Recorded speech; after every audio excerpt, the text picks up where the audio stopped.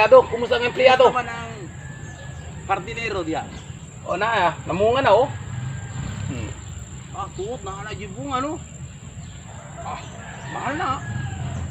Pero barato kay kung ibaligyan nato ni sa market. O tanaw nimo, diri ni Sabagay no.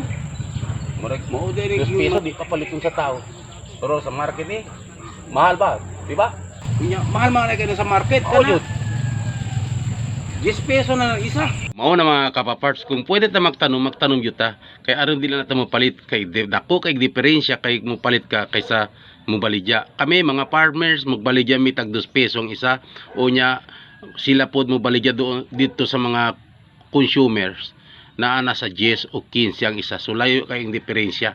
So kung naitay mo diha mo sa inyong balay, magtanom diha sa paso aron makabudget ta sa atuang sweldo.